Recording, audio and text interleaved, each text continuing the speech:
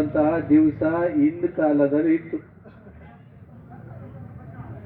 ಇವತ್ತಿನ ಕಾಲದಲ್ಲಿ ಶ್ರಾವಣ ಮಾಸ ಯಾವುದೋ, ಆಯ್ತವಾರ ಯಾವುದೋ, ಭಾನುವಾರ ಸೋಮವಾರ ಯಾವುದೋ ಗೊತ್ತಿಲ್ಲ.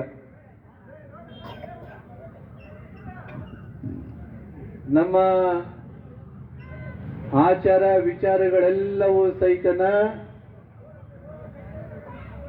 ಸ್ವಾರ್ಥದಿಂದ ತುಂಬಿಕೊಂಡಿದ್ದಾವೆ. ತಂದೆ ಮಕ್ಕಳ ನಡುವಿನ ಬಾಂಧವ್ಯ ಪ್ರೇಮ ಬಾಂಧವ್ಯವಾಗಿ, ಗೌರವಯುತ ಬಾಂಧವ್ಯವಾಗಿ ಉಳಿದಿಲ್ಲ. ಅಪ್ಪನ್ನ ಯಾಕೆ ಗೌರವಿಸ್ಬೇಕು ಅಂತಂದ್ರೆ ಅಪ್ಪನ ಹೆಸರಿನಾಗ ಒಂದು 10 ಎಕರೆ ಭೂಮಿ ಐತೆ. ಅಪ್ಪನ ಯಾಕೆ ಗೌರವಿಸ್ಬೇಕು ಅಂತಂದ್ರೆ ಅಪ್ಪನ ಹೆಸರಿನಾಗ ಒಂದಿಷ್ಟು ಆಸ್ತಿ ಪಾಸ್ತಿ ಕುರಿ ದನಗಳಿದಾವೆ. ತಂದೆ ತಾಯಿನ ಯಾಕೆ ಗೌರವಿಸ್ತಾರೆ ಇವತ್ತಿನ ಮಕ್ಕಳು ಅಂತಂದ್ರೆ ಸ್ವಲ್ಪ ಅವರು ಇನ್ನ ವಯಸ್ಸೈತೆ, ಶಕ್ತಿ ಐತೆ, ಎದುರಾಕೊಂಡ್ರೆ ನಮ್ಮನ್ನೇ ಮನೆಯಿಂದ ಹೊರಗೆ ಹಾಕ್ತಾರೆ. ಈ ಕಾರಣಕ್ಕೋಸ್ಕರ ಮಕ್ಕಳು ಗೌರವಿಸುವಂಥದ್ದು ಬೇರೆ.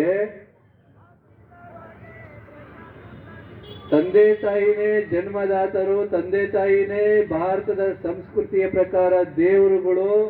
ಅವರಿಗೆ ನೋವು ಕೊಡಬಾರ್ದು, ಅವರ ಮಾರ್ಗದರ್ಶನ, ಅವರು ನಮ್ಮ ಸದಾ ಹಿತವನ್ನ ಕಾಯುವಂಥವರು. ನಮ್ಮ ಹೆಜ್ಜೆ ಹೆಜ್ಜೆಗೆ ನೋವು ನಲುವಿನಲ್ಲಿ ದೇವತೆಗಳು ಬರ್ತಾರೋ ಇಲ್ಲೋ ಗೊತ್ತಿಲ್ಲ, ಆದರೆ ತಂದೆ ತಾಯಿ ಮೊದಲಿಗೆ ಬರ್ತಾರೆ, ಹಾರೈಸ್ತಾರೆ ಅನ್ನೋ ಭಾವನದಿಂದ ಗೌರವ ಕೊಡುವಂತಹ ಮಕ್ಕಳು ಮನೆ ಮನೆಗಳಲ್ಲಿ ಬೇಕಾಗೈತೆ. ಅದರ ಕೊರತೆ ಇವತ್ತು ಕಾಣ್ತಾ ಐತೆ. ಕಾರಣ ಯಾಕಪ್ಪ ಅಂತಂದ್ರೆ ಸಂಸ್ಕೃತಿ ಇಲ್ಲ. ವೀರಶೈವರು ವೀರಶೈವ ಸಂಸ್ಕೃತಿಯನ್ನ ಕಾಪಾಡಿಕೊಳ್ತಾರೆ. ಜೈನರ ಸಂಪ್ರದಾಯಗಳನ್ನ ತಮ್ಮ ಮನೆಗಳಲ್ಲಿ ಮಕ್ಕಳಿಗೆ ಹುಟ್ಟತಾನೆ ಕಲಿಸ್ತಾರೆ. ಮುಸಲ್ಮಾನರು ತಮ್ಮ ಮಕ್ಕಳನ್ನ ತಂದೆ ತಾಯಿಗಳ ಜೊತೆಗೆ ಕರ್ಕೊಂಡು ಹೋಗಿ ನಮಾಜ್ ಮಾಡಿಸಿ ದೇವರು ಧರ್ಮ ಅಂತ ಕಲಿಸ್ತಾರೆ. ಒಂದೊಂದು ಧರ್ಮದವರು ತಮ್ಮ ಧರ್ಮ ಆಚರಣೆಗಳನ್ನು ಮಾಡ್ತಾ ಇದ್ರು ಸಹಿತನ ನಮ್ಮಲ್ಲಿ ಹಾಲು ಮತ ಧರ್ಮ ಅಂತ ನಾವು ಕರಿತೀವಿ. ಎಲ್ಲಾ ಜಾತಿ ಜನಾಂಗಗಳಿಗೆ ಮೂಲ ಧರ್ಮ ಅಂತ ಕರಿತೀವಿ.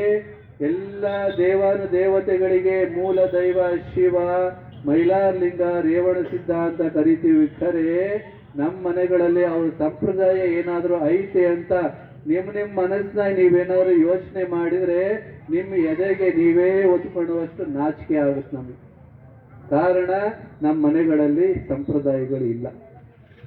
ಯಾವಾಗಲೂ ಜಾತ್ರೆ ಬಂದಾಗ ಬೀರಪ್ಪನ ಜಾತ್ರೆ ಅಂತೆ, ಕೆಂಚಲಿಂಗನ ಜಾತ್ರೆ ಅಂತೆ, ಇನ್ನೊಂದು ಜಾತ್ರೆ ಅಂತೆ, ಮನೆ ದೇವ್ರ ಜಾತ್ರೆ ಬರ್ತಾರೆ, ಪಟ್ಟಿ ಕೊಡ್ತಾರೆ, ಕರೀತಾರೆ. ಹೋಗಿ ಒಂದು ಕಾಯಿ ಹೊಡ್ಸಿದ್ವೇನ, ಊದಿನ ಕಡ್ಡಿ ಬೆಳಗಿದ್ವೇನ, ಮತ್ತೆ ಬರ್ತಾ ಕುಡ್ಕೊಂಡು ಬಂದ್ವೇನ, ಮತ್ತೆ ಕುಡ್ಕೊಂಡು ತಿಂದ್ಕೊಂಡೆ ಬಂದ್ವೇನ, ಅಲ್ಲಿ ಹೋಗಿ ಅಲ್ಲೇ ಮರ್ತು ಬರೋ ಸಂಪ್ರದಾಯ ನಮ್ದು.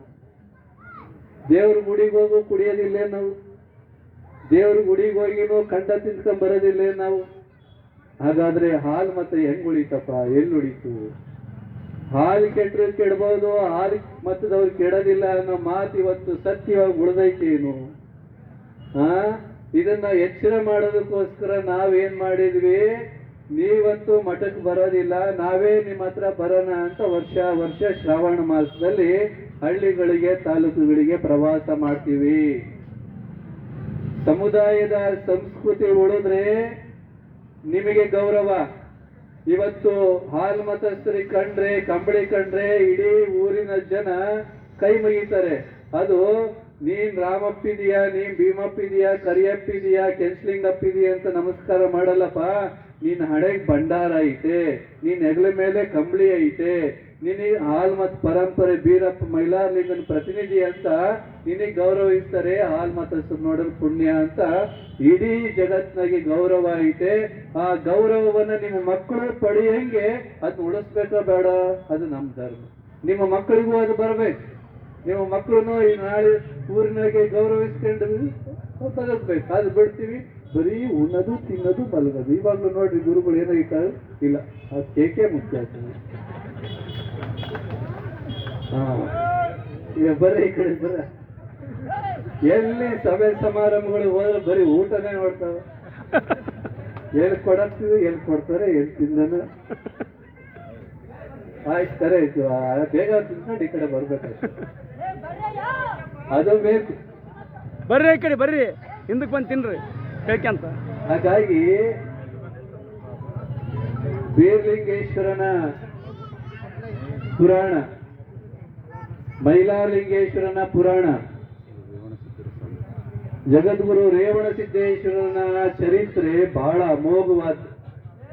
ರೇಣುಕಾಚಾರ್ಯ ಬೇರೆ ಅಲ್ಲ, ರೇಣುಕಾಚಾರ್ಯ ಕಾಲ್ಪನಿಕ ಹೆಸರು, ರೇವಣಸಿದ್ದನೇ ನಿಜವಾದ ಹೆಸರು. ಇದ ಇತಿಹಾಸದಲ್ಲಿ ಸೂರ್ಯ ಚಂದ್ರ ಇರೋಷ್ಟೇ ಸತ್ಯ. ಅದನ್ನು ಯಾರು ಮತ್ತೊಂದು ಕತೆ ಕಟ್ಟಿರೋ ಸುಳ್ಳಾಗುತ್ತೆ ಹೊರತು ರೇಣುಕಾಚಾರ್ಯ ಕಾಲ್ಪನಿಕ, ರೇವಣಸಿದ್ದನೇ ಸತ್ಯ.